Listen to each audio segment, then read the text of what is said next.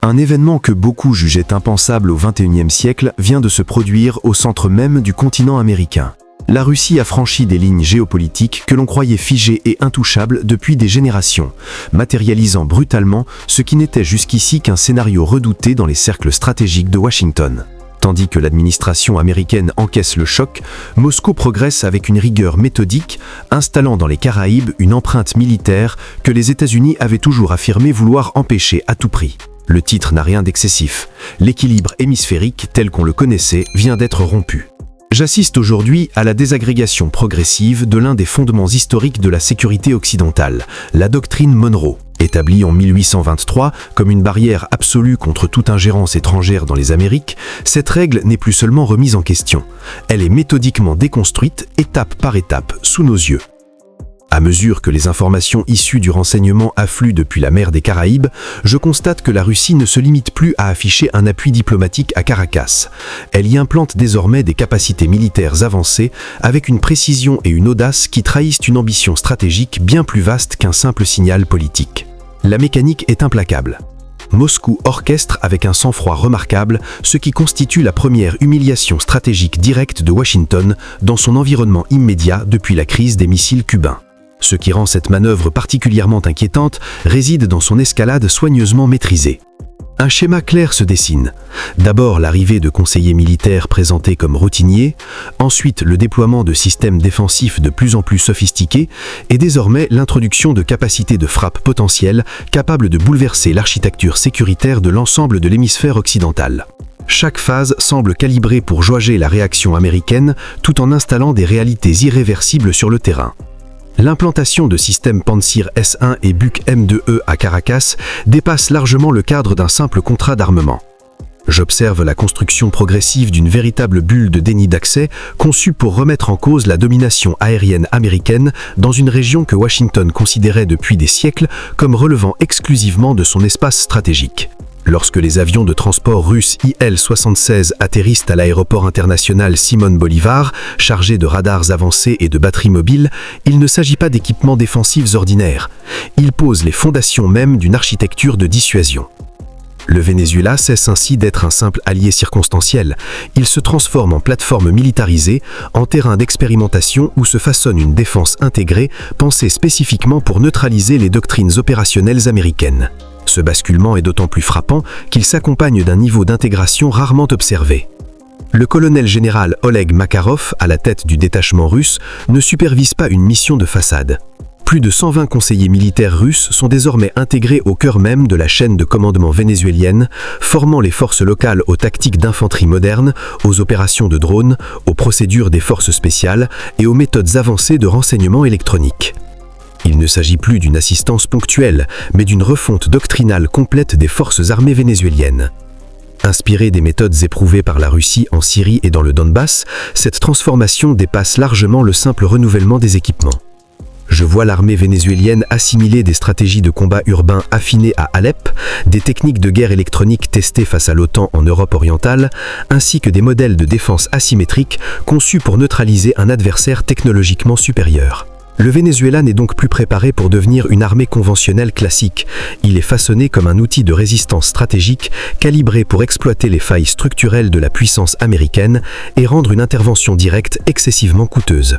L'évolution du calendrier ne laisse aucun doute sur l'intention stratégique sous-jacente.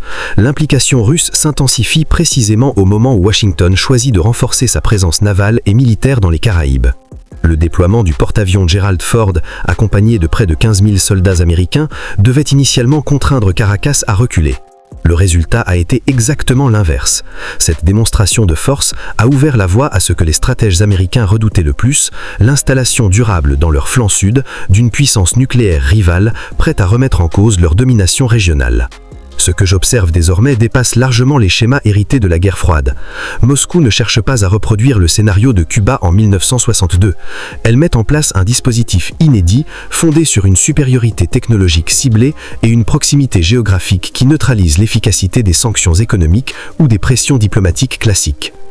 L'introduction de systèmes Tor M2E, capables de détecter et de suivre simultanément des dizaines de cibles tout en engageant plusieurs à la fois, tisse un net défensif particulièrement difficile à saturer pour les forces américaines.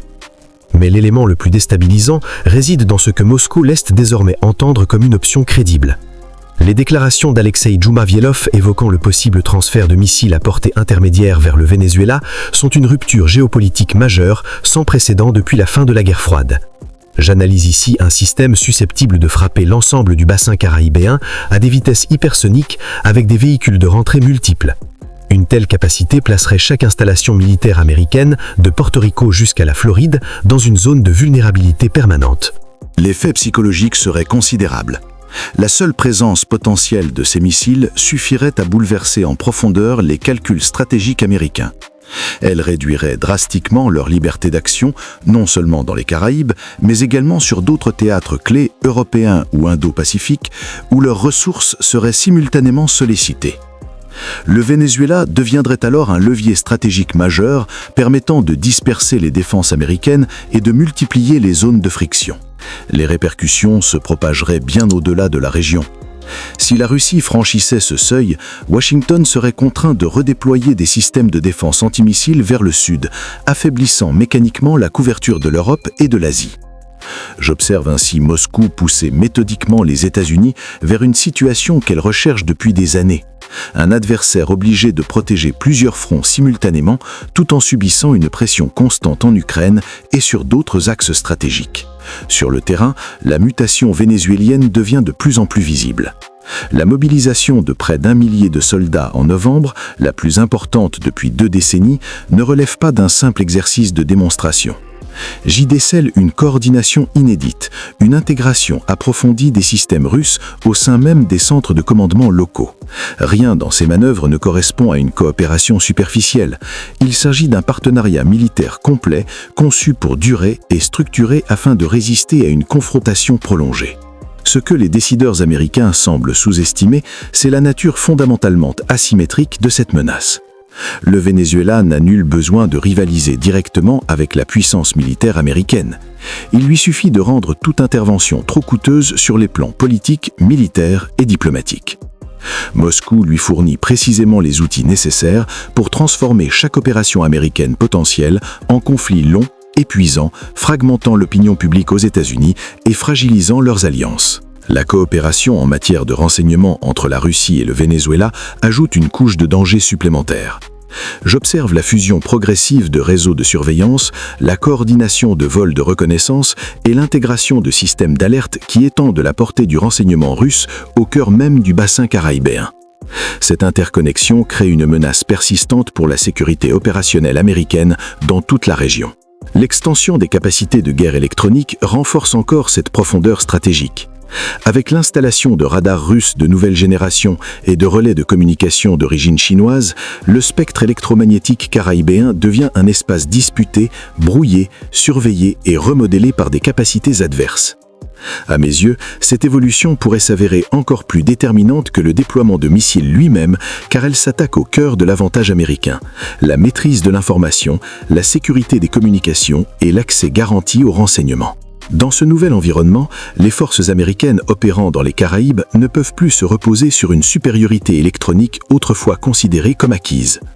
Chaque mouvement, chaque manœuvre, chaque déploiement risque désormais d'être détecté, analysé et archivé par des réseaux de renseignement intégrés au dispositif russo-vénézuélien. Cette transparence imposée crée une vulnérabilité stratégique majeure, modifiant en profondeur les règles du jeu régional. Cependant, l'enjeu dépasse largement la seule dimension tactique ou militaire. Ce qui retient surtout mon attention, c'est le précédent géopolitique que Moscou est en train d'installer. S'il devient possible pour la Russie de déployer des capacités militaires avancées au Venezuela sans provoquer de réaction décisive de Washington, le message adressé au reste du monde sera d'une clarté implacable. La dissuasion américaine n'est plus absolue. J'observe déjà Pékin étudier attentivement ce modèle, envisageant son application potentielle en Asie du Sud-Est, tandis que d'autres puissances explorent des partenariats comparables en Afrique et en Amérique latine. Cette recomposition stratégique intervient alors même que la réponse américaine révèle une forme de paralysie politique rarement observée. Malgré le déploiement massif de forces dans les Caraïbes, l'administration américaine semble incapable de formuler une réponse adaptée à un défi qui échappe au cadre traditionnel de confrontation. Nous évoluons désormais dans une zone grise, un espace d'ambiguïté stratégique où la menace est trop sérieuse pour être ignorée, mais trop finement calibrée pour justifier une escalade frontale. Washington se retrouve ainsi prisonnier de deux risques opposés. Réagir de manière excessive et déclencher un engrenage incontrôlable, ou rester en retrait et entériner son affaiblissement stratégique.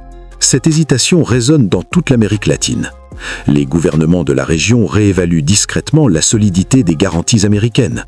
Le Brésil adopte une posture prudente, la Colombie multiplie les déclarations ambiguës, tandis que le Mexique maintient une neutralité calculée. À travers ces signaux diplomatiques, je perçois la reconnaissance tacite d'une réalité nouvelle. La domination américaine dans l'hémisphère occidental n'apparaît plus comme une certitude immuable. La mutation ne se limite pas au domaine militaire. Elle est également économique.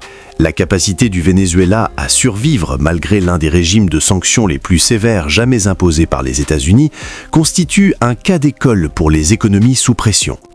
Grâce au soutien russe dans le secteur énergétique et à l'appui des structures financières chinoises permettant de contourner le dollar, Caracas a mis en place un système parallèle fonctionnel.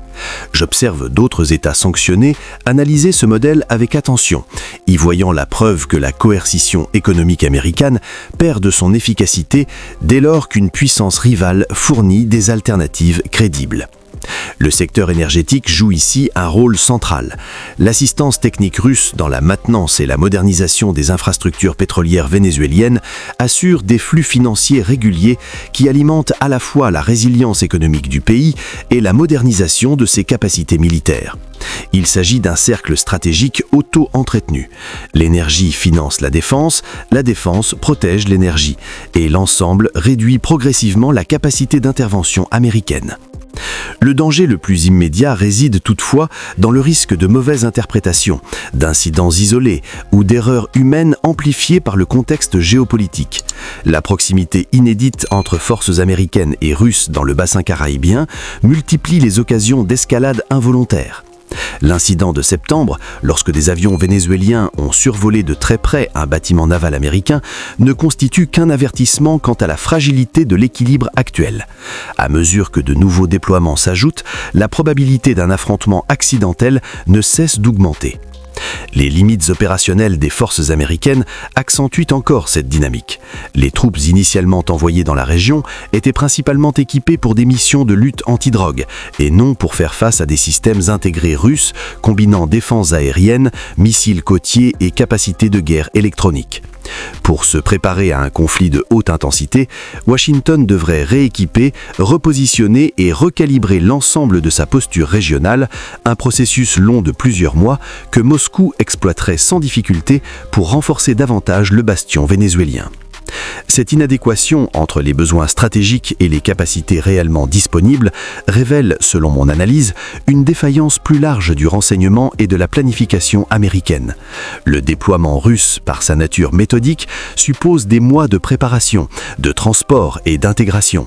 Un mouvement d'une telle ampleur que les services américains n'ont manifestement pas anticipé avec suffisamment de précision. Cette lacune traduit une dépendance excessive à la surveillance technologique, une sous-estimation des capacités adverses à mener des opérations discrètes et une focalisation excessive sur les théâtres européens au détriment de l'hémisphère occidental. À mesure que j'assemble ces éléments, une réalité s'impose.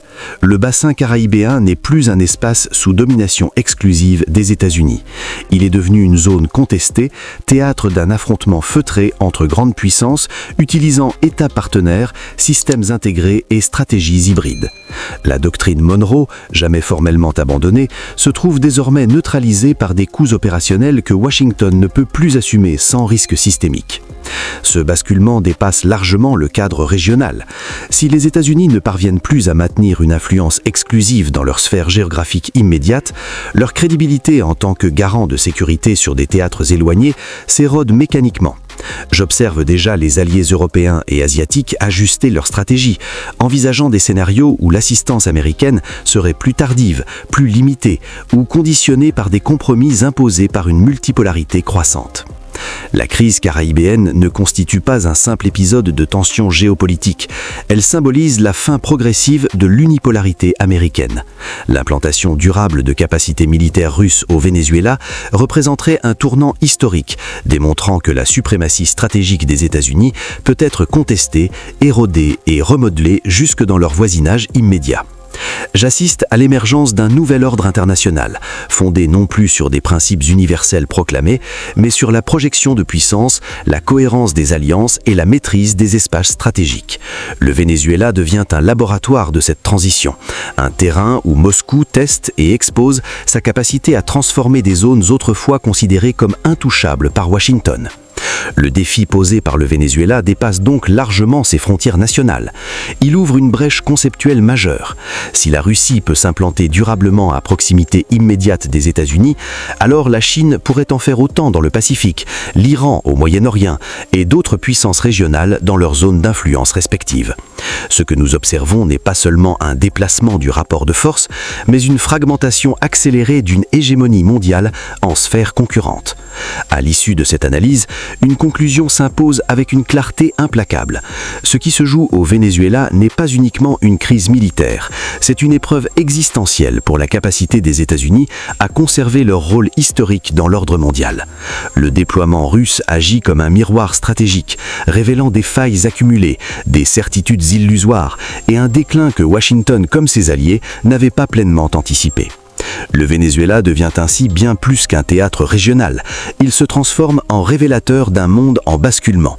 Si le XXIe siècle devait être marqué par un instant symbolique, ce pourrait être celui-ci, le moment où une puissance rivale, discrètement mais avec une constance implacable, a démontré que même l'arrière-cour américaine n'était plus hors d'atteinte.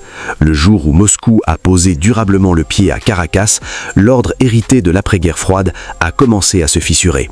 Désormais, la véritable question n'est plus de savoir si Washington réagira, mais s'il en a encore réellement les moyens. Merci d'avoir pris le temps de suivre cette analyse jusqu'au bout. Votre attention et votre fidélité à la chaîne sont essentielles et constituent la véritable force de ce travail. Si ce contenu vous a intéressé et que ce n'est pas encore fait, n'hésitez pas à vous abonner pour ne rien manquer des prochaines vidéos. Pensez également à activer la cloche de notification afin d'être informé dès la publication des nouveaux sujets. Je vous donne rendez-vous très bientôt pour d'autres analyses de ce type, toujours au cœur des grands enjeux géopolitiques et stratégiques. À très bientôt pour une prochaine vidéo.